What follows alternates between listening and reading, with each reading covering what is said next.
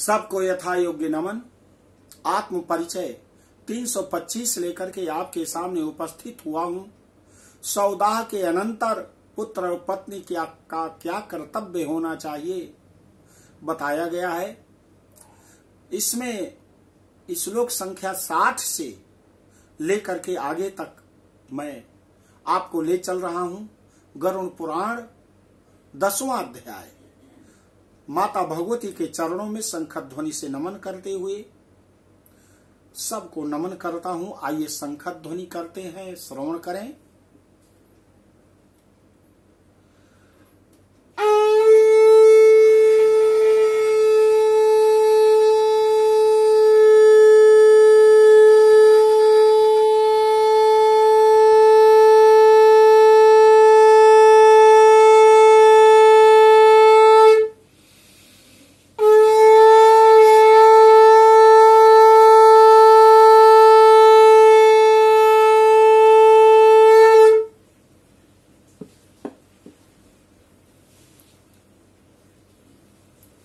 गरुड़ जी ने कहा कि प्रभु, सौदाह के बाद पति के मृत्यु के बाद, पिता के मृत्यु के बाद पत्नी और पुत्र के क्या कर्तव्य होने चाहिए बताइए।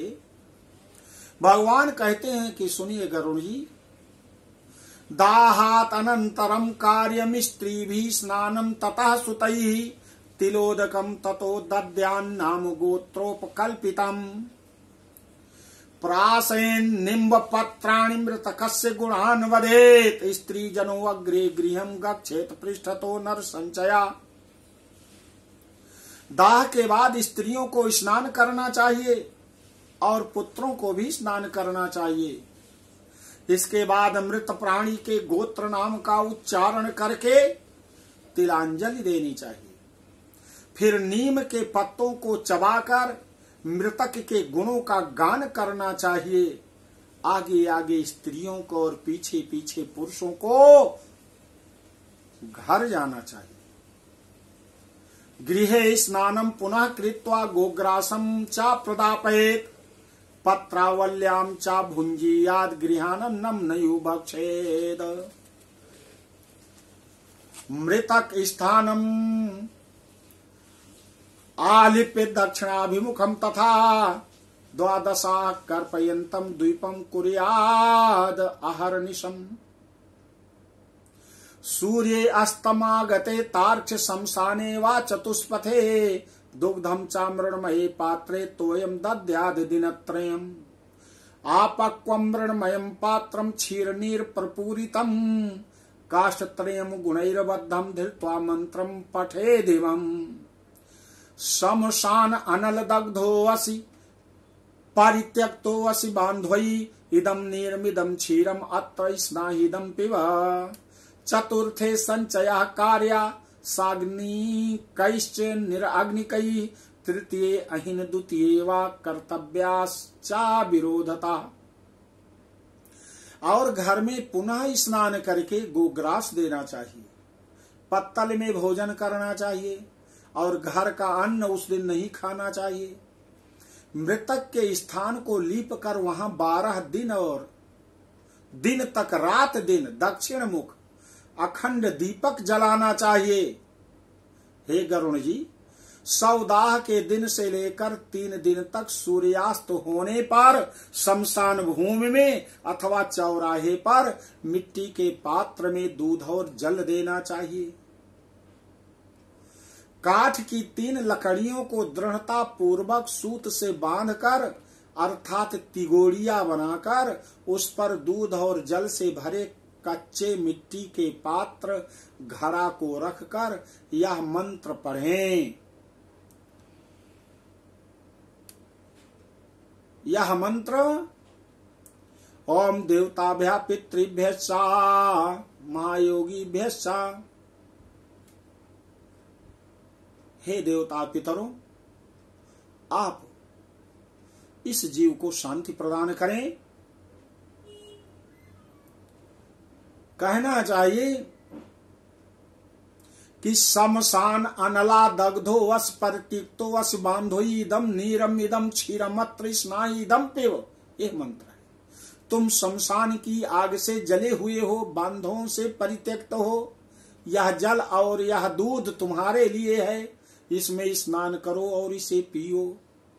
साग्निक जिन्होंने आज्ञाधान किया हो को चौथे दिन अस्थि संचय करना चाहिए, जो 100 का दाह किए हुए हैं। और निषिद्ध वार तिथि का विचार करके निरग्नि को तीसरे अथवा दूसरे दिन अस्थि संचय करना चाहिए। अस्थि संचय में क्या करना चाहिए? गत्वा शमशान भूमिं चा स्नानम कृत्वा शुचिर भवेत्, ऊर्णासोत्रम वेष्टयित्वा पवित्रीं परिधाय चा दद्यात् शमशान वासिभ्यस्ततो मास बलिं सुता। यमाय त्वेति मंत्रेण तिस्रा कुर्यात् परिक्रमा, ततो दुग्धेन चा अभ्युक्षे चिता स्थानम खगेश्वर जलेन सेचयेत पश्चाद उद्धारेद अस्ति वृंदकम, कृत्वा पलाश पत्रेषु छालेद दुग्ध भारिभिः, संस्थाप मृण्मये पात्रे श्राद्धम कुर्याद् यथा विधि। त्रिकोण स्थंडिलम कृत्वा गोमयेनोपलेपितम, दक्षिणाभिमुखो दिक्षु दद्यात् पिंडत्रयं त्रिषु, पुंजीकृत चिता भस्म तत्र धृत्वा त्रिपादुकाम स्थापयेत् तत्र सा जलम अन्नात् चा आद्य मुखम घटम, स्थापयेत् तत्र सा जलम अनाच्छादयाद्य मुखम घटम। अस्थि संचय के लिए, अस्थि संचय के लिए शमशान भूमि में जाकर स्नान करके पवित्र हो जाना चाहिए। ऊन का सूत्र लपेटकर और पवित्री धारण करके शमशान वासियों भूतादि के लिए पुत्र को उड़द की बलि देनी चाहिए, 3 बार परिक्रमा करनी चाहिए। हे खगेश्वर, इसके बाद चिता स्थान को दूध से सींच कर जल से सींचे, तदनंतर अस्थि संचय करें और अस्थियों को पलाश के पत्ते पर रखकर दूध और जल से धोएं और पुनः मिट्टी के पात्र में रखकर यथाविधि श्राद्ध पिंडदान करें। त्रिकोण स्थंडिल बनाकर उसे गोबर से लीपें। दक्षिणाभिमुख होकर स्थंडिल के तीनों कानों पर 3 पिंडदान करें। चिता भस्म को एकत्र करके ऊपर तिपाई तगोड़िया पर रखकर उस पर खुले मुख वाला जलपूर्ण घट स्थापित करें। ततः तंडुलपाकेन दधिघृत समन्वितम बलिम प्रेताय सजलम दद्यान्मिष्टम यथाविधि। परानि 10 पंचयु चाउत्तरस्याम दिशि व्रजेत, गर्तम विधाय तत्रास्थि पात्रम संस्थापयेत खग। तस्य ऊपर ततो दद्याद पिंडम दाहार्तिनाशकम, गर्ताद उदधृत तत्पात्रम नीत्वा गच्छेत जलाशयम। तत्र प्रक्षालयेद दुग्ध जलाद अस्थि पुनः पुनः, चर्चयेन चंदनेनाथ कुंकुमेन विशेषता, धृत्वा संपुटकेतानि कृत्वा च हृदि मस्तके, परिक्रम्य नमस्कृत गंगा मध्ये विनिक्षिपेत। अंतर्दशाहम यस्यास्ति गंगा तोये निमज्जति, न तस्य पुनरावृत्तिर ब्रह्मलोकात् कदाचन। यावद अस्ति मनुष्यस्य गंगा तोयेस्त तिष्ठति, तावद वर्ष सहस्त्राणि स्वर्गलोके महीयते। इसके बाद चावल पकाकर उसमें दही और घी तथा मिष्ठान्न मिलाकर जल के सहित प्रेत को यथाविधि बलि प्रदान करें। हे खग, फिर उत्तर दिशा में 15 कदम जाएं और वहां गड्ढा बना करके अस्थि पात्र को स्थापित करें। उसके ऊपर दाह जनित पीड़ा नष्ट करने वाला पिंड प्रदान करें और गड्ढे से उस अस्थि पात्र को निकालकर उसे लेकर जलाशय को जाएं। वहां दूध और जल से उन अस्थियों को बार बार प्रक्षालित करके चंदन कुमकुम से लेपित करें। फिर उन्हें एक दोने में रखकर हृदय और मस्तक से लगाकर उनकी परिक्रमा करें तथा उन्हें नमस्कार करके गंगा जी में विसर्जित करने छोड़ दें। जिस मृत प्राणी की अस्थि 10 दिन के अंतर्गत गंगा में विसर्जित हो जाती है, उसका ब्रह्मलोक से कभी भी पुनरागमन नहीं होता। गंगा जल में मनुष्य की अस्थि जब तक रहती है उतने 1000 वर्षों तक स्वर्गलोक में वह विराजमान रहता है, स्वर्गलोक में विराजमान रहता है।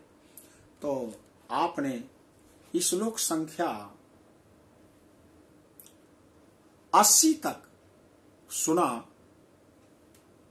इसके आगे के परिच्छेद में आपको सुनाएंगे कि सौदाह करने के बाद पुत्र का क्या कर्तव्य होता है। गंगा में अस्थि विसर्जन के विषय में आपने सुना। बोलो गरुड़ ध्वज भगवान की जय।